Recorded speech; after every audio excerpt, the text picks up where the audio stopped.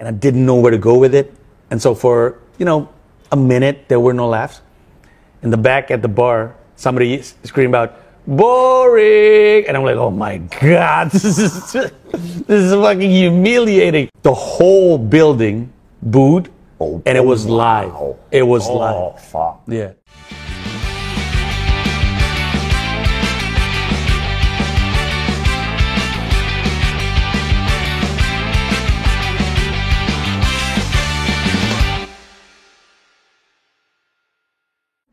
Ladies and gentlemen, welcome to this new episode of Bule Vlog. This is the episode because here we have a legend. He is probably should be considered the BET, the best to ever do it. But I don't really know if he's the funniest guy in Indonesia because I don't speak Bahasa Indonesia. What I do know is that, in my opinion, he's the comedian with the biggest ball in Indonesia, Mr. Pandji. That is 100% not true. No, it is true. No. But this is the way I said. This is why I admire you so much. Because, of course, you did a lot of things, but you have everything here. Here, you're considered the man, and then you decided, and you said, you know what? Fuck it. I'm going to start from zero. Like, you are insane. No, a lot of people say that I was courageous of doing it. But I tell everybody, this is actually out of fear. I fear that when I'm like too 60, comfortable? No, I'm afraid that when I'm 60 or 65, I am going to live the rest of my life with regret. So I was driven by fear. I don't want to live a regretful life. Because I remember, I think during my junior year high and entering high school, I lived with an uncle. And all he does every day was saying, you know what, when I was young, I should have done this, and I didn't. You remember that guy? I knew him back in the days, and I was like, I don't want to grow old like this guy. Yeah. So let's just try, right? I have the opportunity. I have the funding, so to say, to do it. And if I fail, I fail, knowing that I tried. Awesome. There's actually, I don't remember the author, there's a book called The 5 Regrets of the Dying, which was written by this nurse. That was one of these nurses that stay with the people until they die. And the biggest regrets, the first one was like not doing the thing that I was scared about. Exactly. And they regret that. I don't want to go out like that. Yeah. I want to go out punching. And there is actually another comedian that is doing your same trajectory.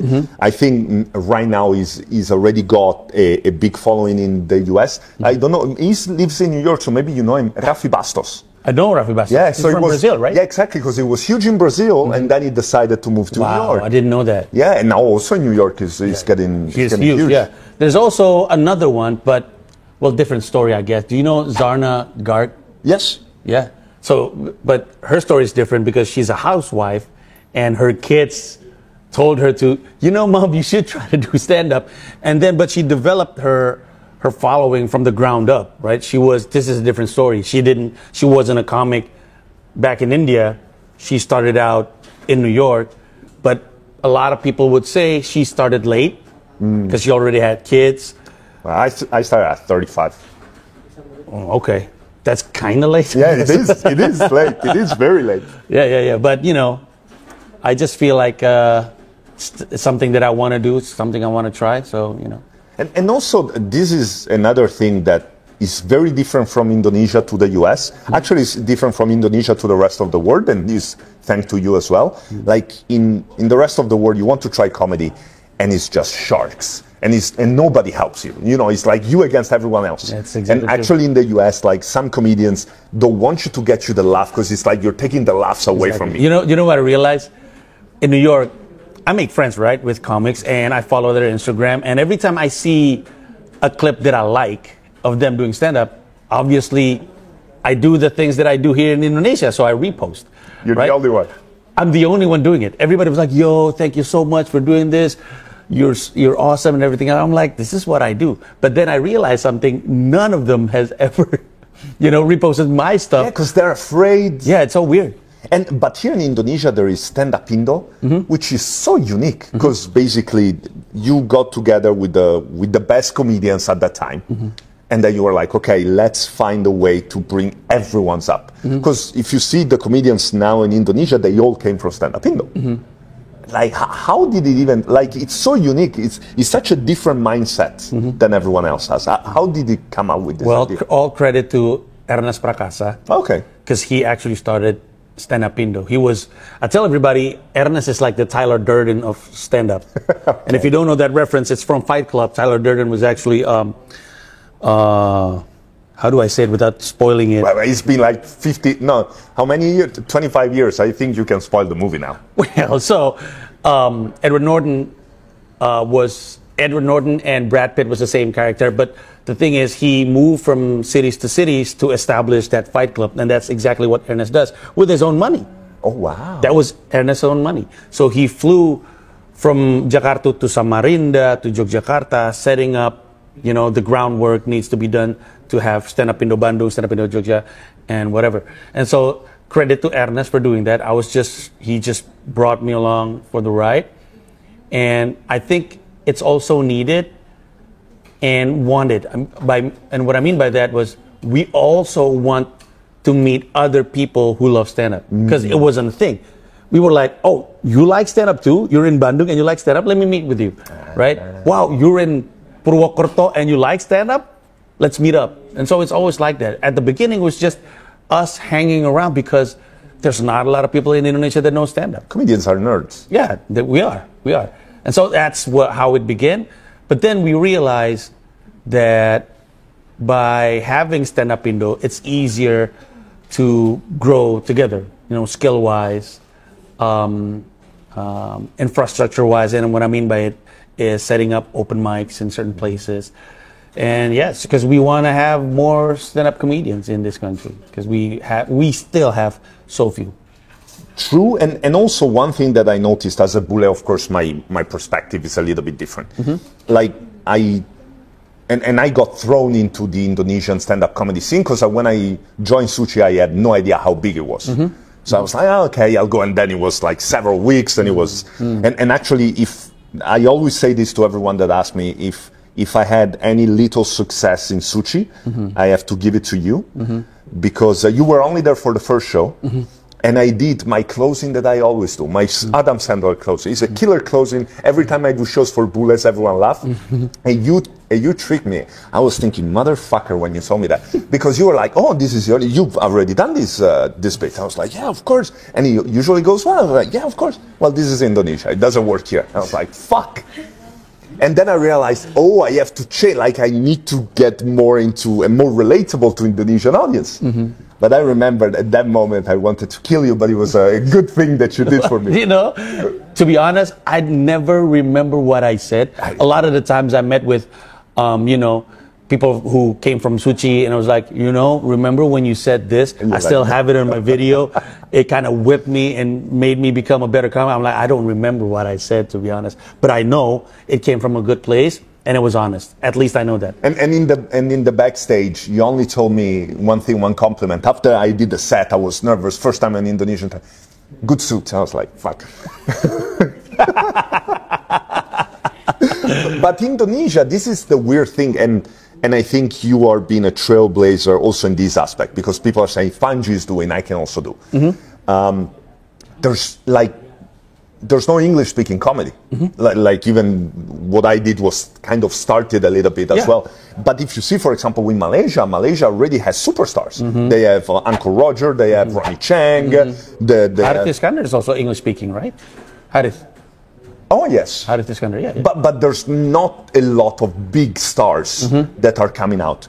Do you think, because of course all comedians have big egos, because otherwise you wouldn't be a comedian. Exactly, yeah. Do you think you're going to be the first breakout star, or you're going to find the first breakout star? You mean internationally? International. From Indonesia. Because of course you're already a star. Well, I don't really know, because it was never the aim. A lot of people ask me, what is your goal in New York, right? If you want to have, a Netflix special, do you want to perform in Madison Square Garden? I'm like, well, that's never the goal. The goal was actually to be able to live in New York from doing stand-up. That's basically it. So I don't need to be a superstar. Of course. Yeah. I don't strive for it. I don't want to be. I do want to live in New York, and making sure that I don't have to go back and forth Jakarta, Indonesia to make money and then bring the money to New York, because obviously it became half in value-wise. I want to live out of my stand-up here in New York. And if I have to do 3 clubs a night or 4 clubs a night, running one place to another, so be it. I just want to live from doing stand-up. Now, if eventually, because people love my art, people love my work, I got a Netflix special, well, good, but that's not the aim. Yeah. My actual goal was, and I tell this a lot of times to other people, is imagine me 75 years old, or 74 years old, I'm in a park or something, feeding pigeons or something, and then a young comic from Indonesia come up to me and be like, sir, my name is whatever, I'm doing a Madison Square Garden show next month, and I thank you because this is all because of you. And that's having goosebumps. And that's the whole dream. I want that. All I want is to do stand up, but the main goal is just to push us forward, because I know who I am in this scene, in the stand up comedy scene. You don't have anything else to demonstrate, and you have achieved pretty much. Yeah, I think actually you achieved more than what you set up yourself to do, because I guess so. Yeah. But talking about specials, so you're coming out with your 11th special, which is insane. No, it's actually 10th Indonesian special, 11th if you count the English. So the 10th is mens rea. The 10th is mens rea. And mens rea, so mens rea is from Latin, right? Yeah. Which is like twisted mind, like guilty conscience. Guilty mind. Guilty mind. Yeah. And why guilty mind? Because people seem to think that when comedians are on stage, our whole game was to destroy other people's reputation, to say bad things about the country, say bad things about religion. That was never the intentions. All we do, we have no bad intentions. We just want to make people laugh. We just want to make people laugh, yeah. But sometimes the things that we think is funny, you don't find funny, right? And so that's one part of it. The other part of it is it being a 100% political comedy show. I want to tell people, I want to remind people that you have to be very careful with the intentions behind every political move in Indonesia. Yes. And so there's that thing. Also because in Indonesia, you change the president. Like the president, when he becomes president, he stays president for a long time. Yeah. So yeah, we need to prepare ourselves. Exactly. No, and that's why you have a special, because it's going to take other 10 years to get the next political special. In Italy, it's like every 6 months something changed and they outthrown the government, but that's a different story. But then you have, is an international tour, is 4 or 5 countries, because you have Indonesia, US, France, Canada? Yeah, Indonesia, France, Belgium, Canada, US, Singapore, Germany, not Italy, Netherlands. No, not yet. But they don't even speak good English. Yeah, no, that's true. It's a problem. So 6-country tour with the 10,000 hours. Of course, the concept of 10,000 hours is a very used concept in motivational speaking. Yeah. And to become a master at anything, you need at least to work on it 10,000 hours. In the right way, in the right manner. That's important. Yeah, that's important, yeah. And, well, I think in comedy you have 100,000 hours, maybe? No, but this is my international career. I consider it as a restart from zero. And so this 10,000 hour tour is a way of me telling myself, all right, it's time to clock in. This is the start of my 10,000 hour that I'm trying to accumulate internationally. So this is the start. Yeah. Interesting. I'm not really making money out of this one, because this is where my 10,000 hours starts. And eventually, hopefully, after mastering the art of stand-up in English internationally, I can achieve whichever goal I'm trying to achieve. Because I guess for you it's such a different experience, because I always say that, like, comedians, the bigger they become, the less funny they need to be. Yeah. Because people, you already have the validation, you already have the love from the audience. So anything you say, almost they laugh. Yeah. And, exactly. and in Indonesia, I guess that you came to a point, not that you're not funny now, but you came to a point that you can just cough and people laugh. Yeah, exactly. But when you do English, nobody doing art like that. Exactly. But when you do English, you really need to work again for those laughs. Yeah. So I love the grind. Exactly. Exactly. Yeah. So he's almost getting younger again. Yeah, it's kind of like that. I remember, I realized the amount of hard work and trouble that Indonesian young comic have to go through by being in New York. Yeah. I can relate to them because it's the same struggle, of course. Different place. And I also, I have never bombed for a lot of time. I mean, apart from, doing new jokes, obviously, but in New York, the phase of always bombing was like 4 to 5 months. And it's part of the process. It is. And I know it's going to happen, but it's still fucking depressive. Yeah. I remember I was That's why I said you had the biggest balls, because... or maybe I'm crazy, Chris. You don't know. Yeah. I might be crazy. Something wrong in the head. But I remember I was sitting, I think it was Battery Park. I was staring away to the Liberty statue. And I remember having teary eye because I was thinking after 5 months of bombing, I was like, what the fuck am I doing here in New York? It's tough. But then, us being comics, what else you can do other than just write better jokes and do another mic? Yeah. The problem is that for some comedians, some new comedians, bombing almost become addictive. Because then they can use the bomb slide. They can use it in crowd work. Or being offensive become more important than being funny for some new comics. It's like a crutch. Yeah, because it's like the first big reaction that they get is the ooh and not the laugh, and then they just repeat that mistake and they get into this cycle and they never get out of it. Yeah, and that is the trap that a lot of comics have to learn how to navigate away from, because in New York, those things that don't work. Because open mics in New York is different, and this is specifically New York, because other cities are not like that. In New York, when you do open mics, there are only comics there. Yeah. And you can't impress comics by saying something edgy. You can only impress comics by saying something funny. They appreciate it. When you can make comics laugh, it means something. Yeah, absolutely. Right? Especially because they're not there to support you. Yeah, exactly. They were just thinking about their jokes. Maybe they're judging your joke. Yeah. But then a laughter is a laughter, It ignites something within you. And if you can make them laugh, you have something. So, yeah. And then when was it? Was last year you brought some New York comedians to Indonesia. You had a huge in Indonesia tour. And for them, it must have been a dream.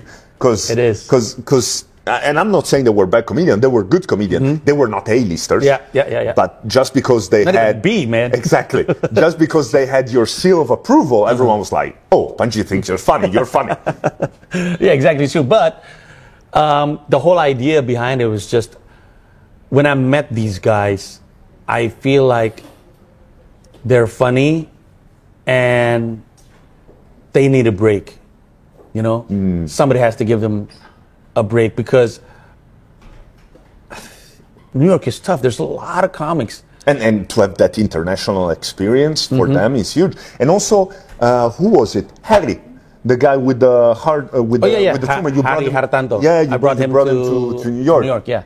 And he crushed it as well. Nice. Because good jokes are just good jokes. One of his opening bit was, my name is Harry. I'm a cancer survivor. I think. And then it ignites laughter. And that's what I love to do. I would love to bring more comics from Indonesia to New York. And I would always want to bring New York comics to Indonesia, because Comika is trying to start our venture on international shows. But at the same time, I want the conversation to happen in New York about Indonesia being a market. Because it's not a market yet. Is he going to be exclusively New York, or like everywhere, like international? Yeah, a good thing. I did the Atlanta Comedy Festival, and I get to, Atlanta, a lot of black crowds. A lot. How was it? It was black crowds. They love act outs, right? Yeah. And back in Indonesia, I'm an act out kind of guy, so it fits perfectly well. But also the Indonesian style is much more act out than the American style. Exactly, yeah. It's we're more theatrical, so to say. Lots of screaming. Yeah, lots of screaming. I would say it's more similar to the comedy scene in LA. Okay. A lot of LA comics are character based. A lot of LA comics are, you know, act outs and being huge personalities because it being an acting like city. it's almost more the personality than the joke sometimes. Yeah, a lot of comics are like that. But yeah, because I did Atlanta, I get to make friends with a lot of comics outside New York, and I have this one friend. He's from Atlanta. He's funny. His name is Zain Sharif. He's very funny, and I would love to bring a lot of comics from other cities in the U.S. But right now, because I'm based in New York, and most of the times I spend in New York, it's easier for me. Yeah. And so it's something that we want to do annually. I tell everybody, if we don't know how to deal with the levels of Joshua Pallet and Kevin Sanchez, do not dream of doing, Kevin Hart or Trevor Noah. The learning starts from ground up. Yeah. Absolutely. And so your tour, the 10,000 Hours tour, already started because you did it in Atlanta, you did it in Singapore already. How did Singapore go? Singapore was great. Singapore, I did two shows actually. One was my own show. The 10,000 Hour was produced by Faka Fuzz. Oh yeah, which is one of the best comedians in Singapore. Definitely. Netflix special. Yeah, 2 Netflix special, and is doing Esplanade in August. And but I did a spot at the Lemon Stand Comedy Club, which is the newest one. Yeah, because before there was a Comedy Masala, and then recently the Lemon Stand. Yeah, the Lemon Stand. And I thought Mo texted me and was like, "Oh, you want to do mics when you're in Singapore?" I'm like, "Yeah, for sure." And let me hook you up with the Lemon Stand. And then I came to Lemon Stand, and then the guy was like, "Mo Siddiq vouched for you, so I believe you're funny, and I'm gonna put you in the middle."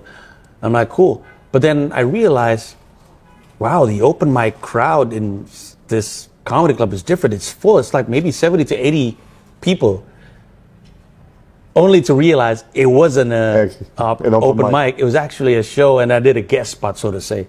And I loved it because it was 100% Singaporean. On my show, it was like maybe, I want to say 60% Indonesian, the rest is Singapore. And is that something that, of course, it's not going to bother you because you're always grateful for people that come to your show. Definitely. But since it's an international show, would you like to grow more outside the Indonesian crowd? The tour that I'm going to in Canada, in the US, in Europe was organized by Indonesian. But one of the things that I really want them to understand is that this is a show that I want to perform in front of your local audience. And there's this one sentence in the contract that if I see more Indonesians in the crowd, I'm going to leave. Oh, wow. Yeah, and you can't say nothing about it because you promised to bring in more local audience than Indonesian. Yeah. But if I see there are more Indonesian, I'm going to bail. Because why? And also, you can pull an Indonesian crowd at any time. Yeah, definitely. If I want to do that, I'd use my Indonesian set, right? Yeah, but because I want to, establish more of my English set, it would require having. And that's the same count when you're going to do your show, for example, in Bali in August, right? Yeah. You don't have a date yet. I don't remember. On the poster is TBD. Yeah. Still. Yeah. I think we do have a date. It's just August. Yeah, but of course the reason why Bali and not Jakarta is because I'm trying to. Of course. Yeah. Bali, and it's going to be a challenge. I would imagine. Bali is an interesting crowd because when I started Bali Comedy Club, people had nothing else to do because it was during COVID. And during COVID, we had open mics with 250 people. It made no sense. Yeah. And the level was bad. Was it still now? I mean, the amount of people coming out? Well, this is one of the big mistakes I did in my comedy career. I'm trying to make as many mistakes as I can now, so then I'm free. I gave out that venue. And I went to another venue that didn't work out, and then the previous venue with the new comedians didn't work out as well. So now they're like 20 people every Friday. But we used to stop the reservation at 200 people. Yeah. And then we had walk-ins and people standing. It was insane. That was crazy. But now that it's not COVID anymore, you have a lot of tourists, and a lot of other things going on. Exactly, and a lot of DJ. Like you have big international DJs, big international singers. You have Jason Derulo. Yeah. You have Steve Aoki. So now it's more complicated than it used to be. Yeah. But the weird thing is that the Bali is unique because you have a show, and let's say there's only 50 people or 100 people. You have 20 different nationalities. So you have to be generic enough that everyone is going to get it. And also, very different level of English. Because there also come the people that barely speak. Yeah. And so it's a balance, it's a juggling act. That's why it's going to be interesting. I do really, the whole idea. You're going to love it. Yeah, the whole idea is just trying to figure out the crowd, right? And that it helps you grow as a comic. And so it's going to be exciting. And also you are also which I'm not, is one skill that I really need to improve. You are also a crowd work kind of guy. Yeah. You also had a crowd work special. Yeah, I do have a crowd work special. It's called... you have so many you don't even remember. Yeah, Si Paling Tao, How to Speak Up. But also being in New York... In New York, there's a lot of crowd work. Yeah, you have to. It's there are two skills that is needed in New York. A comic needs to have two skills: a hot topic skill and a crowd work skill, because you do so many shows and sometimes you don't do open mic as much to support the opportunity of going on stage. So you need to do crowd work to fill in the gap of doing a 15-minute set. You know what I'm saying? And so sometimes a lot of comics in New York, they ask the audience, what do you want to talk about? And then they threw something like Biden, and then the comic has to come up with something funny. And that's the kind of skill that I don't have yet. And it's still a challenge of doing crowd work in New York. I remember, and this never happened during my career in Indonesia, I remember I was doing crowd work at a bar, Bayside, Queens, and I didn't know where to go with it. And so for, a minute, there were no laughs. In the back at the bar, somebody screamed out, boring! And I'm like, oh my God, this is fucking humiliating. Oh, wow. I never in my career from 2001. How old are you? Because I with Asian age, I can never tell. Right now? Yeah. I'm 44. Oh, I'll be 45 I thought you were younger. But then I'd never had anybody screaming boring towards me, which is, it's kind of demoralizing, it kind of brought me down to earth, but at the same time, all right, it also lights a fire under your ass. I did that venue 5 weeks in a row. To a point last time I did that, I did a set there were no mics at all because it was broken, whatever, malfunction. So we had to do it without mics. Do you know how hard it is to do a stand-up without microphone at a bar? It is unbelievably hard. Was that the worst bomb you've ever had? I actually killed it. Okay. I actually crushed it. I recorded it. It's on my YouTube, exclusively for my member. People who saw the video will hear during the during the start of the set, they can hear people talking in the back. But then I won them, and then everybody was nice on. Yeah, it was. Imagine from being booed and being being yelled boring to winning the whole bar without a microphone 5 weeks in a row.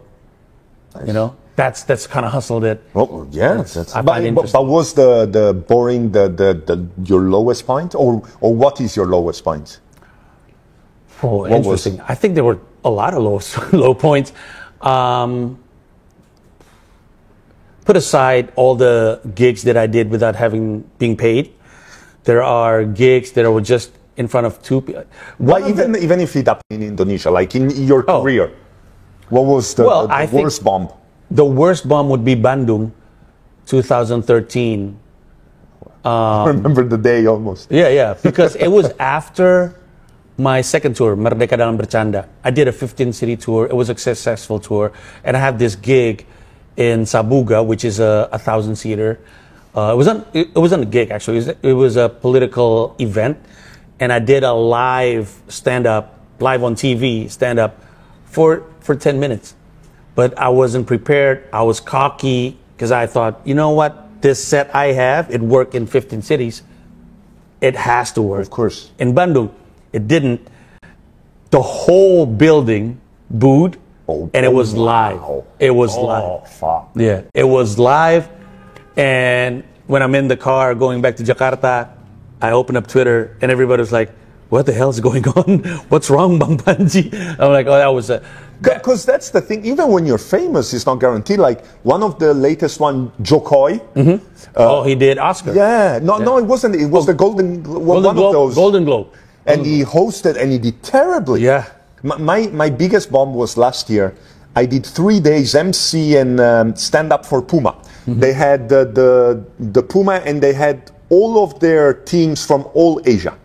The CEO is from India. 3 days they hire me because they need an international comedian, and we were in this beautiful beach club in Bali, just booked for them. And I've been hosting, but then it's time to do my 20-minute set. And so because I was hosting as well, I asked the CEO to introduce me.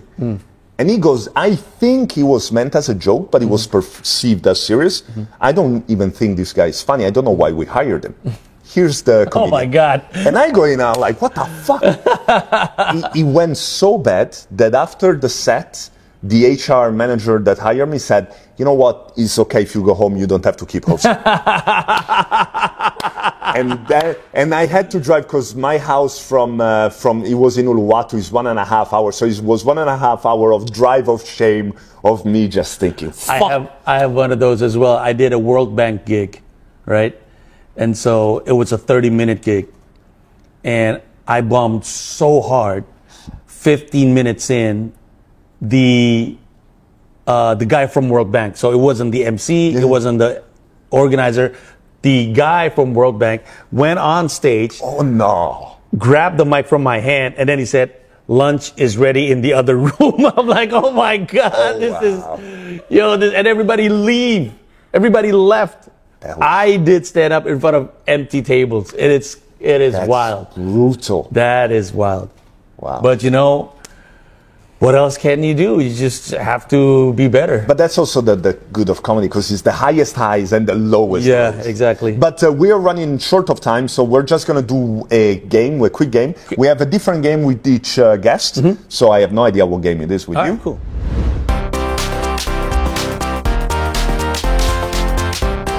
So it's going to be game session. Fuck, marry, kill. Oh, all right. So before we start, fuck only my wife, marry only my wife. My wife is African. I'm terrified of her. So you're not going to get me divorced for the second time. Otherwise, she will kill. Exactly. Yeah. Oh, I got it now. Okay, you, all right. Sandra Bullock, Kate Blanchett, and Sarah. I don't even know the third one. I don't know Sarah Paulson. Fuck, marry, kill. Wow. Well, I remember Sandra Bullock in the movie Speed. Yeah. So I would fuck her. I would fuck Sandra Bullock. I would marry Kate Blanchett. I'm sorry, Sarah. I'm not familiar with your work. I'm going to have to kill you. I'm going to live from Kate Blanchett's money. She's still working. Cinta Laura, Agnes Monica, Anggun C. Sasmi. All right. The only one I know is Anggun. Because you're old. No, because but because I have two hometowns. One is Milano, but the other one that I never tell because nobody in Indonesia knows it is Sanremo. It's only 60,000 people, but it has every year the Italian Music Festival, and it's the biggest TV show of the year. And so every year the biggest celebrity in the world come. Eminem went there, Tyson went there, Will Smith, the Spice Girl, and Anggun came 1 year. So that's the first Indonesian person I've ever known. So I will marry her. And so also she's beautiful. Not as beautiful as my wife. Just so he's not saying that, so he might think she's not. Okay. I would probably marry Anggun as well, because being within the same age group, it would be better. It would be easier. I can't relate to younger women. It's more manageable, the marriage. Yeah. My father and my mother had 20 years difference. Oh. And it showed. And my uncle, he was a pimp. He had a 30 years younger wife. 30 years age gap. Yes. That is wild. And he met her when she was 18. And he was 48. Oh, man. The Jacobes family is a pimp family. Must have been to Epstein Island at one point. Okay, so I'm going to marry Anggun C. Sasmi. Probably I'm going to fuck Agnes Monica only because I know her. So she would be, She already said yes. Cinta Laura, I'm sorry, I'm going to have to kill you. Not because I hate you, because that's the way the game is. All right. How many of these we have? Bella Hadid, This is more new school. Kendall Jenner, and Zendaya. Well, Zendaya is beautiful, but is too young for us. Let's be honest. Yeah, this is a game, Chris. Nobody's going to judge us by the age. Kendall, the problem is that I think she looks great now after 20,000 surgeries. Like, if you see the whole pictures, it's a different thing. I don't know what Kendall Jenner looks now. I don't She's know. one of the Kardashians. Yeah, I know, but I've never seen her. And also, she's, isn't I she think, the billionaire. Or is he her, the one that is a billionaire? I don't know. So I'm probably going to marry her if she's well, they're all doing good with money, I guess, but I don't think Bella Hadid looks like that. Is she? I think she's more beautiful than the picture we have. Don't you think? our producer is jealous of Bella Hadid. That's why she chose an ugly Wait, picture. hang on. I'm just gonna have to Google Bella Hadid. I don't think this is not. Bella Hadid is one of the most beautiful women on earth. I know, but your producer's using the She's an awful producer. wrong photo. All right, here we go. Images. Yeah, definitely. This would be a better photo, I guess. All right, so I think I'm gonna fuck Kendall Jenner and probably marry Bella Hadid. You killed Zendaya. Nah, yeah, I'll kill Zendaya. No. Yeah, I'm not into Zendaya. Yo! Diana What Ross. year is this? Shania Twain, Lauryn Hill, Diana Ross. The producer is telling us we're old, Yeah, which we no. are, but And this is hard. is he even alive, Diana Ross, still? I don't think so. I don't know. Well, if she's dead, then it's an easy kill. Right, I'm gonna. Let's just. If you will fuck her and she's dead, that would be. That would be weird. Yeah, I would. Yo, this is hard. I would probably fuck Shania Twain, marry Lauryn Hill for her being artsy and probably going to inspire me with my work, and Diana Ross. Even if she's still alive, she's on her way. All right. Oh, okay. Cinderella, Mulan, and Tiana. Okay, I like it. Man. How you got like the white, the Asian, and the black. If we have Moana, it would be an easy one. Oh, 'cause, Moana. Yeah, I love them thick. I'm very Jasmine sorry. was my first Disney crush. Yeah. Me too. So, Cinderella, Mulan, Tiana. I have to marry the black girl because of obvious reason, because my wife is black. Otherwise, All right. I'm probably going to marry Tiana. Because probably Tiana, fuck Mulan, kill Cinderella. I'm very sorry. it's fine. I don't want to do anything with Beast. All right. Nothing to do with Beast. That's not Bella. Cinderella is the one at the ball. The shoe. Isn't it? No, yeah. That's Bella, the one with the beast. Really? Oh, yeah.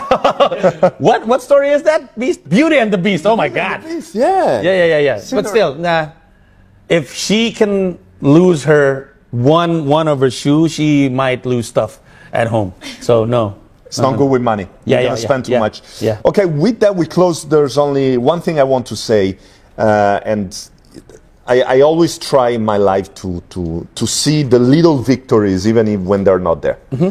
And for me, actually, it is important, by the way. That's important. For me, this is a very cool moment because before pretty much anyone knew me in Indonesia, before Suci, you, for some weird reason, invited me to your YouTube channel and you did an interview with me.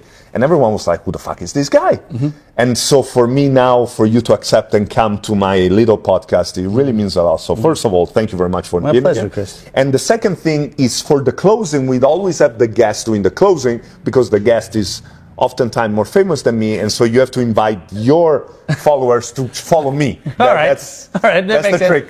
All right, everybody, subscribe to this channel. What's the channel again? What's the name? Bule Vlog. Bule Vlog. Go and also subscribe.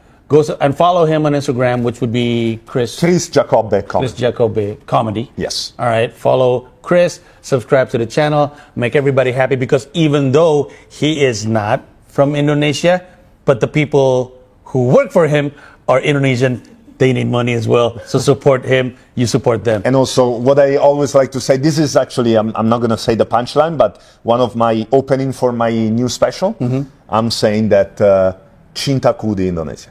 my heart is Indonesian. Okay. And I really feel that. And in my previous special, I make a reference to you, and I say that you went to US to follow the American dream. I'm living the Indonesian dream. So my heart is absolutely All right. Don't forget, subscribe to the channel now.